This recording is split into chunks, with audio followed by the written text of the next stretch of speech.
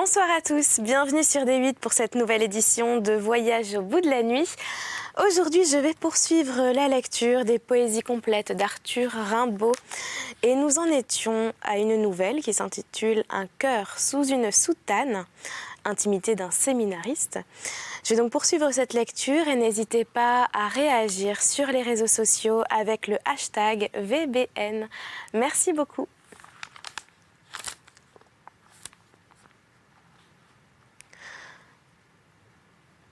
Si vous saviez les effluves mystérieuses qui secouaient mon âme pendant que j'effeuillais cette rose poétique, je pris ma cithare et, comme le psalmiste, j'élevai ma voix innocente et pure dans les célestes altitudes.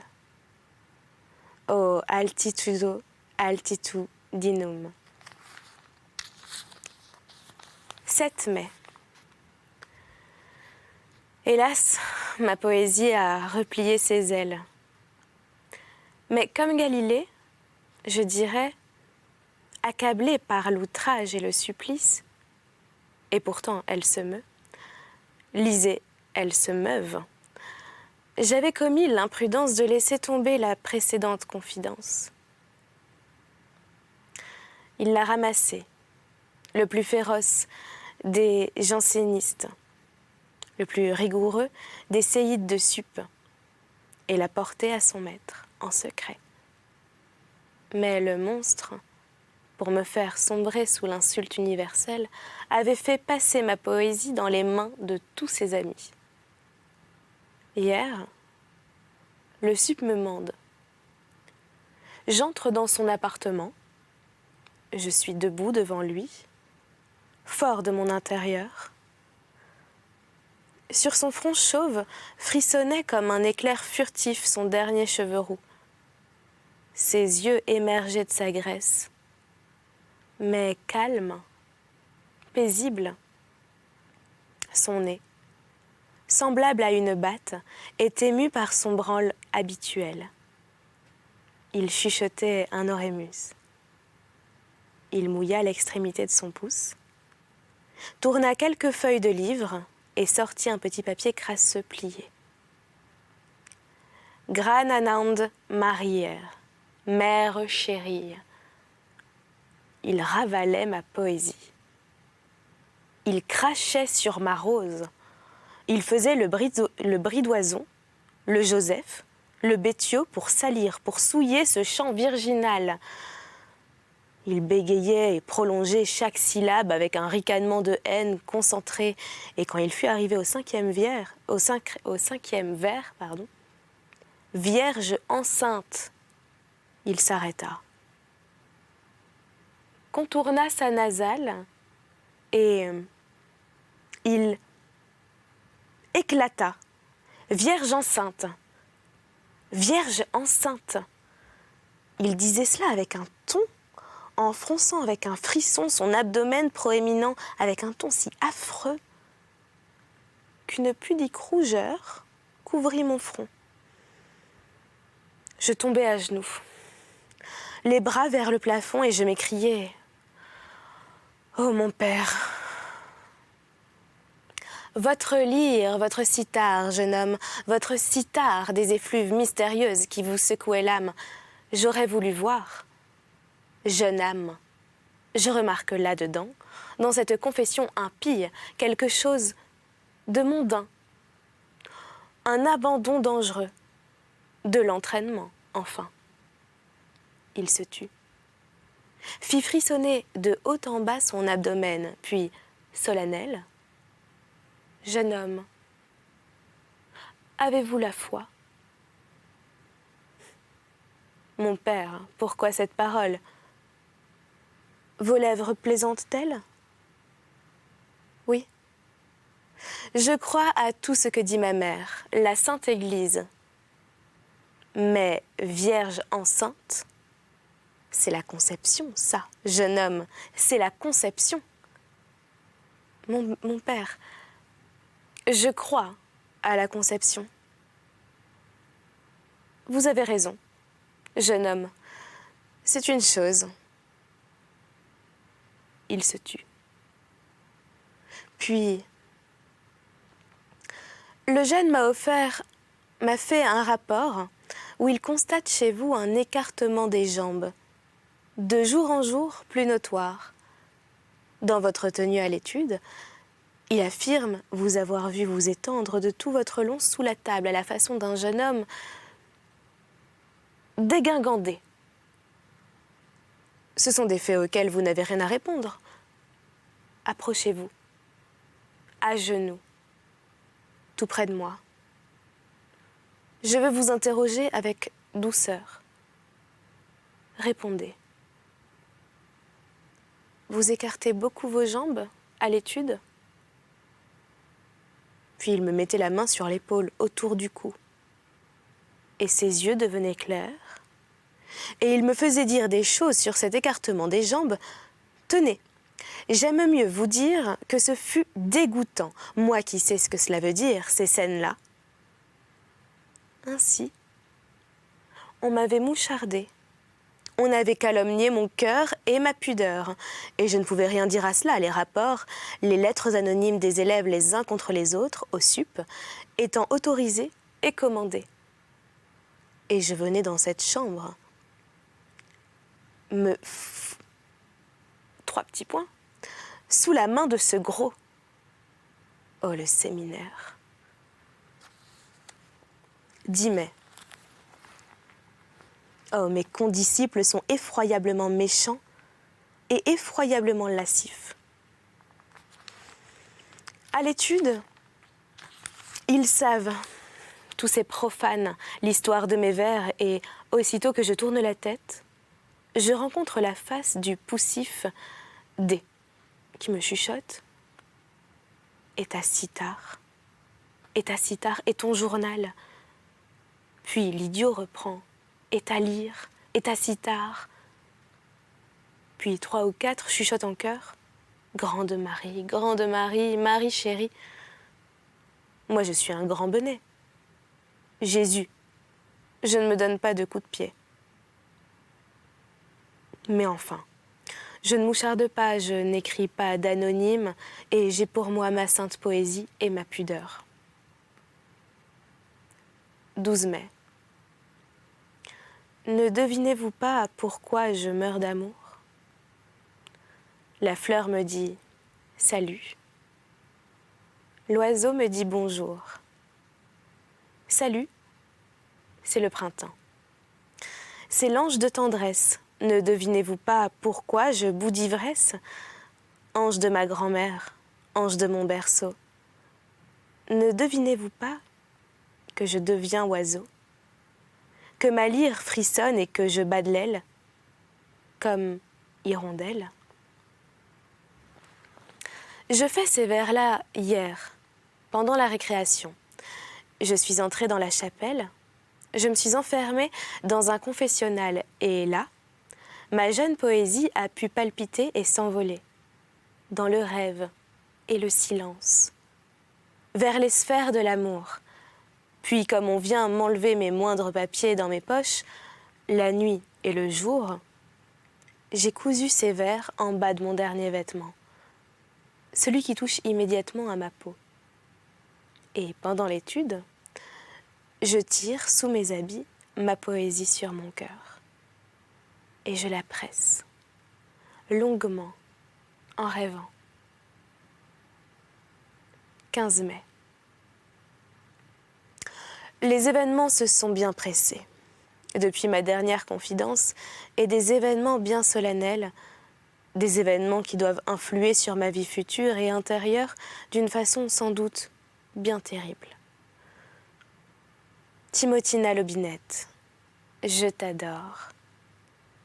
Timothina Lobinette, je t'adore, laisse-moi chanter sur mon luth comme le divin psalmiste, sur son psaltérion, comme je t'ai vu, et comment mon cœur a sauté sur le tien pour un éternel amour.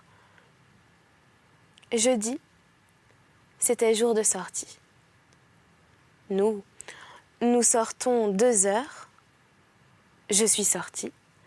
Ma mère, dans sa dernière lettre, m'avait dit « Tu iras, mon fils, occuper superficiellement ta sortie chez Monsieur Césarin la Binette, un habitué à ton feu père, auquel il faut que tu sois présenté un jour ou l'autre avant ton ordination. Je me présentai à Monsieur la Binette, qui m'obligea beaucoup en me reléguant sans mot dire dans sa cuisine. Sa fille, Timotine, resta seule avec moi, saisit un linge, essuya un gros bol ventru en l'appuyant contre son cœur et me dit tout à coup, après un long silence, « Eh bien, Monsieur Léonard ?» Jusque-là, confondu de me voir avec cette jeune créature, dans la solitude de cette cuisine, j'avais baissé les yeux et invoqué dans mon cœur le nom sacré de Marie. Je relevai le front, en rougissant, et devant la beauté de mon interlocutrice, je ne pus que balbutier un faible « Mademoiselle ?» Timotine, tu étais belle. Si j'étais peintre, je reproduirais sur la toile tes traits sacrés sous ce titre. La Vierge au bol. Mais je ne suis que poète. Et ma langue ne peut te célébrer qu'incomplètement. La cuisinière noire, avec ses trous où flamboyaient les braises comme des yeux rouges, laissait échapper, de ses casseroles à minces filets de fumée, une odeur céleste de soupe aux choux et de haricots. Et devant elle, aspirant avec ton doux nez l'odeur de ces légumes, regardant ton gros chat avec tes beaux yeux gris, ô Vierge au bol, tu essuyais ton vase. Les bandeaux plats et clairs de tes cheveux se collaient pudiquement sur ton front jaune comme le soleil. De tes yeux courait un sillon bleuâtre jusqu'au milieu de ta joue, comme à Santa Teresa. Ton nez, plein de l'odeur des haricots, soulevait ses narines délicates. Un duvet léger, serpentant sur tes lèvres, ne contribuait pas peu à donner une belle énergie à ton visage et à ton menton. Brillait un beau cygne brun où frissonnaient de beaux poils follets. Tes cheveux étaient sagement retenus à ton occiput par des épingles,